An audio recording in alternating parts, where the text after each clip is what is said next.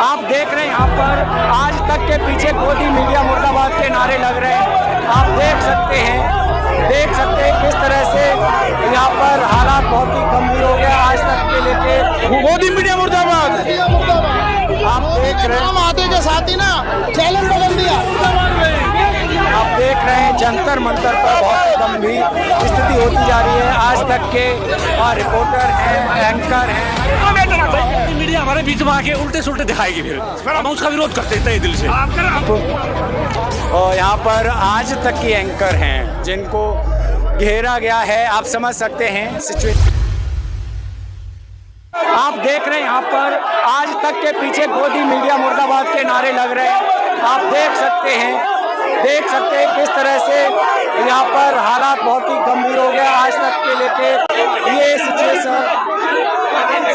बहुत ही गंभीर होती जा रही है। मामला बहुत ही गंभीर होता जा रहा है। देखिए आज तक की जो एंकर हैं उनको लोगों ने घेरा है कि जिस तरह से गोदी मीडिया मुर्दाबाद के नारे लगाए जा रहे हैं। आज तक की जो एंकर हैं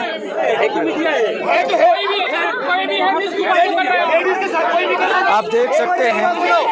अगर ये गोदी मीडिया इनके लिए महिला के साथ ऐसा नहीं कर सकते।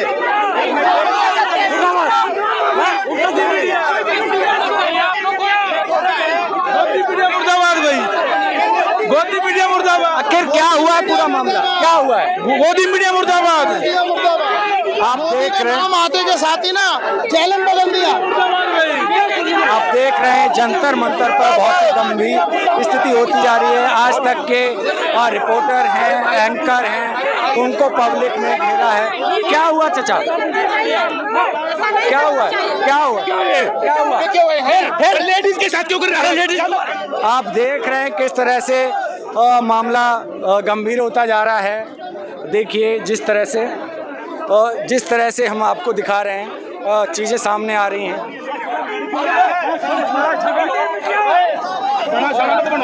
लेडीज के साथ बर्दाश्त नहीं करेंगे। आप जिस तरह से आप जान सकते हैं गंभीर इशू है।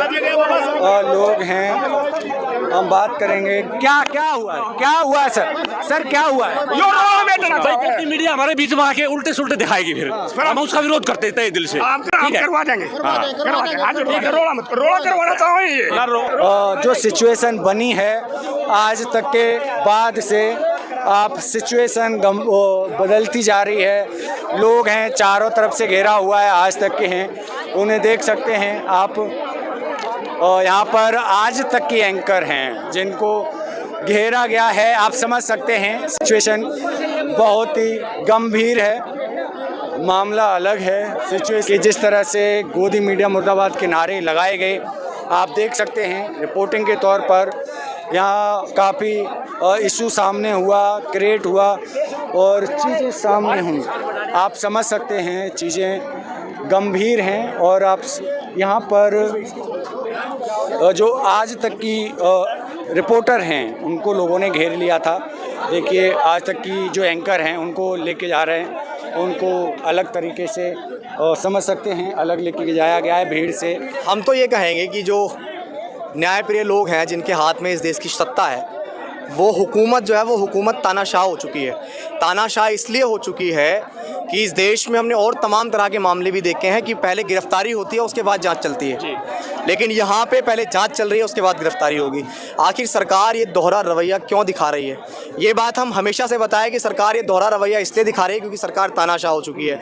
यहाँ एक बहुत बड़ा फैक्टर है। फैक्टर ये है कि पहला जाति, दूसरा पार्टी और फिर उसके बाद उस सरकार में वो मंत्री।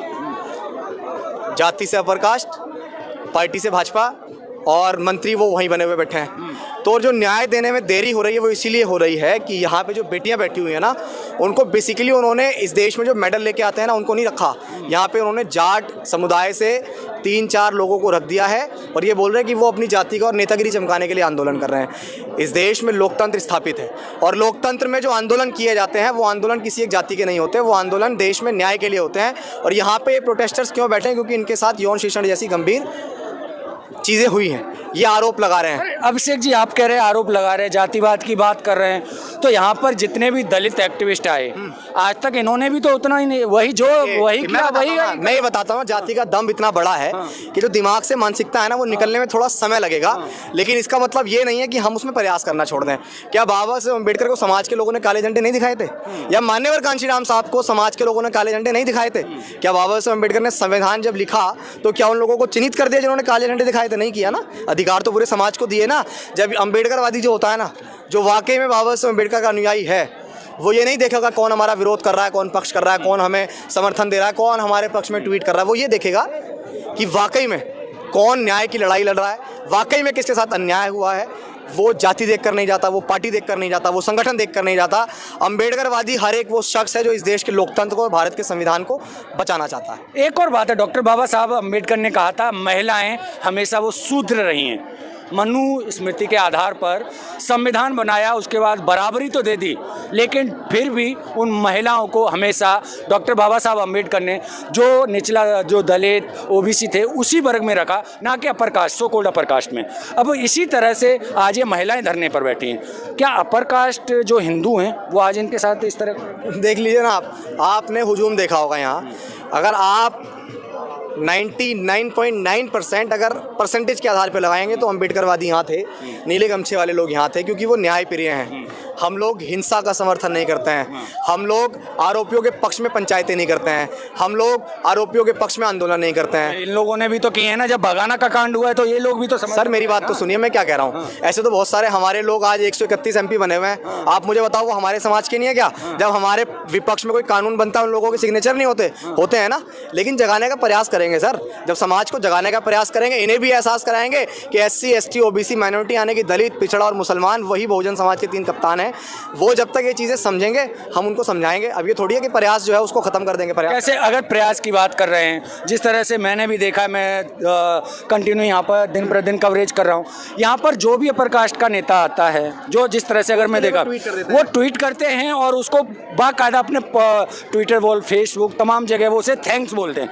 जबकि यहाँ पर कोई बहुजन कम्युनिटी का आता है, दलित ने एक्टिविस्ट नेता आता है, तो उसके लिए एक शब्द भी नहीं होता। फिर क्या जातिवाद? यानी मुझे एक बात बता, मैंने क्या कहा आपसे शुरुआत में ही कहा, मैंने कहा जो जाति का दम है ना, उसको निकलने में समय लगेगा उसको निकलने में। और हम लोग लगातार इसमें लगे हुए हैं कि भाई इन लोगों को समझाया जाए, ये जो पिछड़ा वर्ग है उसके अधिकारों को किस तरह लूटा जा रहा है, इनको समझाया जाए।